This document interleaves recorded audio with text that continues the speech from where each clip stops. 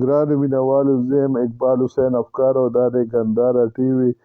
د جنورۍ په 21 نیټه کال 2023 د خالي په ورځ د انډس کلچر فورم اسلام آباد په پی این سی ای کې د جنرال باډي یو اجلاس وشو. په دې اجلاس کې د انډس کلچر فورم د فروری په 18 13 19 نیټه په پی این سی ای کې د پاکستاني ژبو د ادبي کلتوري میلې په بابله مشاورت وشو.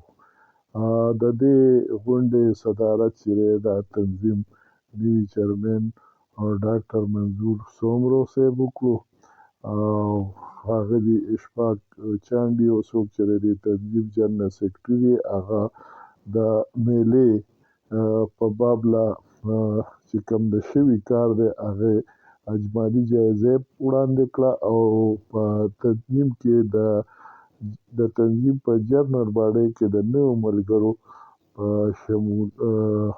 شمولیت دا خبرې وکړې او د هغې نومونه او د هغې پیژندګلوي یې د زړو ملګرو سره وکړه. د تنظیمو صدر ډاکټر منظور سومرو صاحب په نوي ملګرو په ګډون خوشحالي ښکاره کړه او د هغې د پاکستاني ژبو دپاره خدمات دی چې دی هغه یې وستایلو او دا هیله څرګنده کړه چې په راتلونکي کې به هم دوی همدغه شانتې د پاکستاني ژبو د ودې دپاره د انډس کلچر فورم سره خپل مرستې جاري ساتي. دا انډس کلچر فورم پخواني چیرمن ښاغلي منور حسن صاحب د انډس کلچر فورم په بابله د هغې په قیام باندې او د هغې نه وروسته د هغې په انتظامي او مالیاتي سټرکچر او د هغې په عین منشور نه نوي ملګري خبر کړل.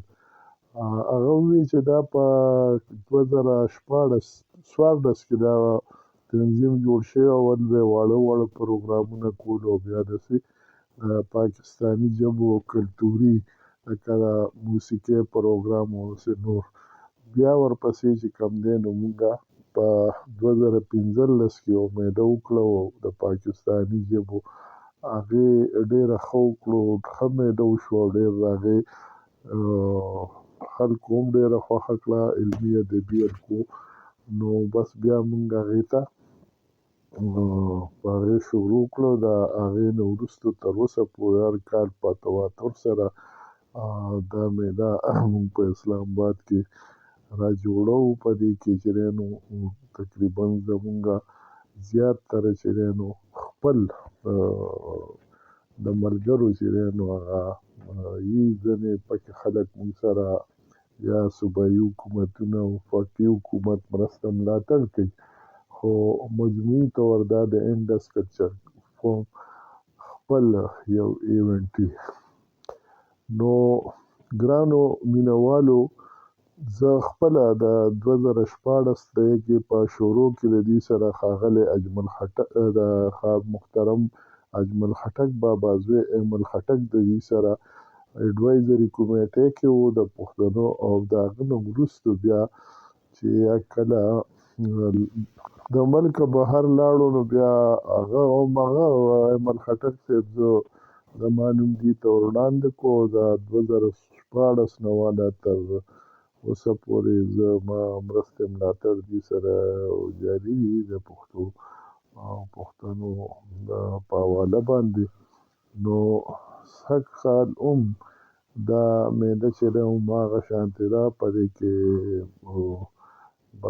دا هر کال نوي پکې ځکه راځي چې نوي کتابونه راځي، نوي شخصیتونه یې بیا پکې نوي موضوعګانو باندې نوي نشستونه یي. نو هر نشست کې هر کال نوي خلک وي. نو دا ځل چې دی نو پکې هم زمونږ پښتانه شاعران ادیبان پکې مېلمانه دي، راځي به که خیر وي. او دا د فنونیت یو ډیره ځانګړې ادبي کلتوري میله وي، او په دې میله کې چې دی نو ډیر ښه علمي ادبي نشستونه وي پکې، کلتوري نشستونه وي پکې، د ماشومانو وي، د زنانه وي. نو تاسو ټول کولی شئ چې دې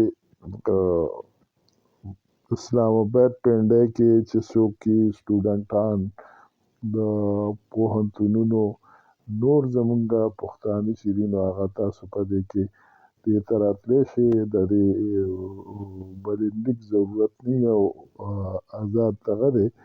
او دې سره لکه نور قومونو د نورو ژبو خلکو د خپلو فیملي کورونو سره ماشومانو سره راځي، ماحول داسې وي چې په هغې کې